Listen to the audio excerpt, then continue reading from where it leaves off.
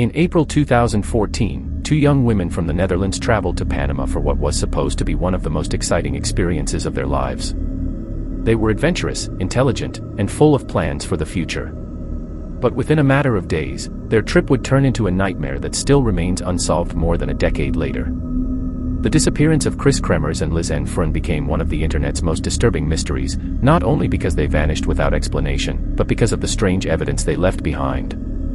Even today, investigators, journalists, and millions of people online continue trying to understand what truly happened inside the jungles of Panama. Kremers was 21 years old, while Lisanne Froon was 22. Both came from the Netherlands and had spent months preparing for their trip to Central America.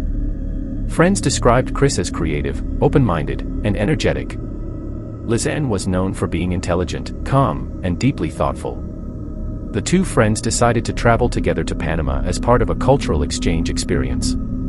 Their plan was to study Spanish, volunteer with children, and explore the country before returning home to continue their studies and careers. In March 2014, they arrived in Panama and eventually traveled to the small mountain town of Boquete.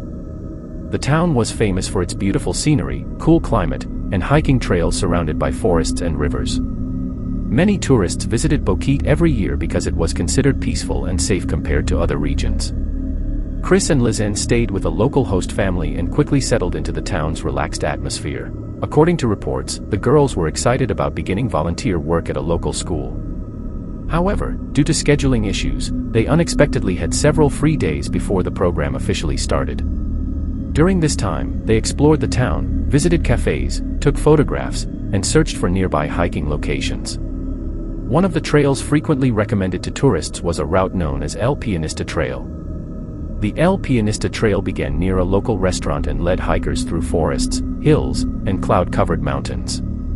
The first section of the path was considered relatively easy and popular among tourists. But beyond the summit, the terrain became much more dangerous. Dense jungle, steep slopes, rivers, and isolated wilderness stretched far into remote regions rarely visited by ordinary hikers. On the morning of April 1, 2014, Kris and Lisanne left their host family's home around late morning. They wore light clothing suitable for hiking. Lisanne carried a small blue backpack containing a camera, water, snacks, sunglasses, and their mobile phones.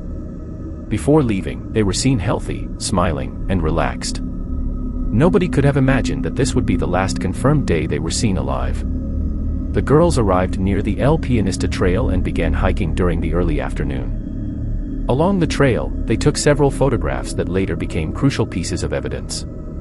The pictures showed them laughing, crossing small streams, posing beside cliffs, and enjoying the scenery. The weather appeared calm, and nothing in the photos suggested panic or danger.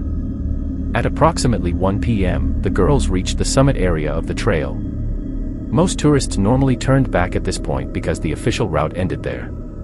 However, investigators later discovered that Kris and Lisanne continued beyond the summit and deeper into unfamiliar jungle terrain. This decision may have changed everything. The final daytime photograph was taken around the afternoon and showed Kris standing near a rocky area on the path.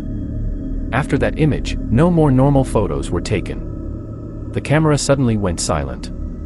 Only a few hours later, the first emergency call attempt was made. At around 4:39 p.m., one of the girls attempted to dial 112, the European emergency number, using a mobile phone. Minutes later, another attempt was made to contact 911. However, because of poor signal coverage inside the mountains, the calls failed to connect. This detail immediately suggested that something had gone terribly wrong. As night fell over the jungle, the girls did not return home. Their host family became worried the following morning when they still had not appeared. Local authorities were informed, and search operations quickly began. Volunteers, police officers, guides, and local residents searched nearby forests and trails. Dogs and helicopters were also used in an attempt to locate them. But there was no sign of Kris or Lisanne. Meanwhile, investigators later recovered phone data that revealed a disturbing timeline. Over the next several days, both phones were repeatedly turned on and off. Emergency numbers were dialed multiple times, often at specific moments during the day when signal strength may have been slightly better.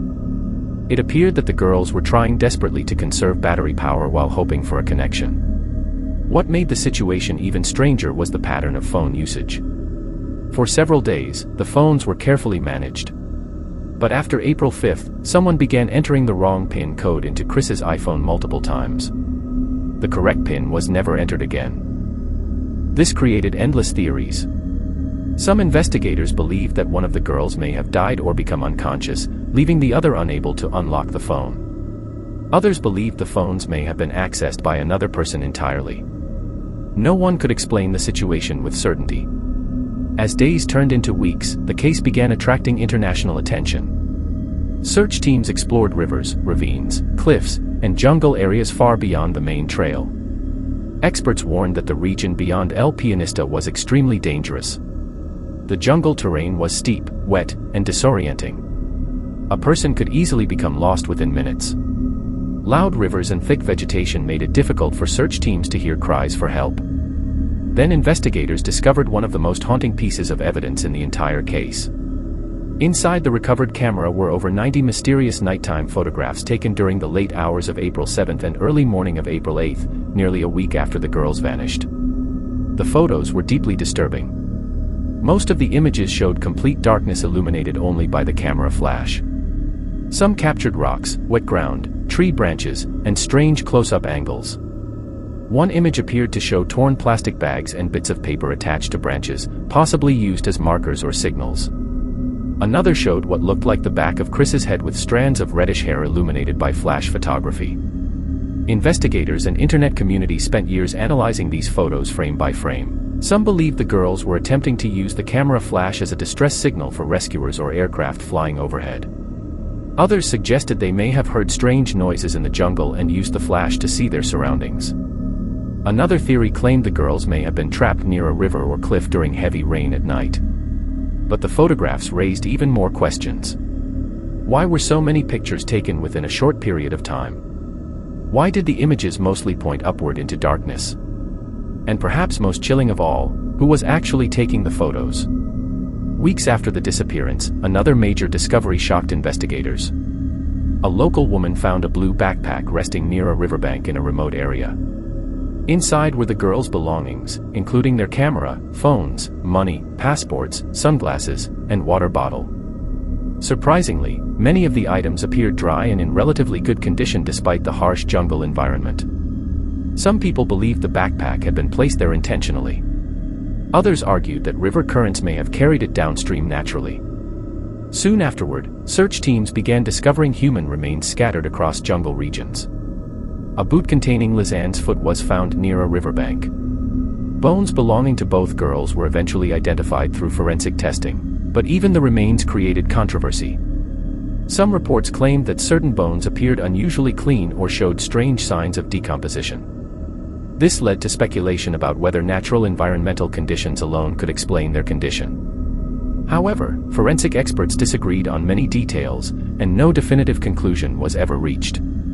Over time, two major theories emerged. The first theory suggested that Kris and Lisanne simply became lost after walking beyond the summit of the El Pianista Trail. According to this explanation, they may have fallen down steep terrain, become injured, or become trapped near rivers deep in the jungle. Unable to find their way back, they spent days attempting emergency calls while slowly running out of food, water, and energy before eventually dying from exposure or injuries.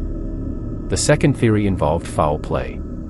Some people believe the girls may have encountered dangerous individuals somewhere along the trail or near nearby villages. Supporters of this theory pointed to the strange phone activity, the condition of the backpack, and the confusing nighttime photos as possible signs that another person was involved. Over the years, rumors, conspiracy theories, and online investigations spread across the internet, but no solid evidence has ever proven criminal involvement. Even today, the case remains officially unresolved. No one knows exactly what happened after the final daytime photograph. No one knows why the girls continued deeper into dangerous terrain. No one can fully explain the mysterious night photos, the failed emergency calls, or the final moments of Kremers and Lisanne Froon. What began as a simple afternoon hike in the mountains of Panama became one of the most haunting missing person mysteries in modern history. Somewhere deep beyond the El Pianista Trail, hidden among rivers, fog, and dense jungle, the full truth may still remain undiscovered.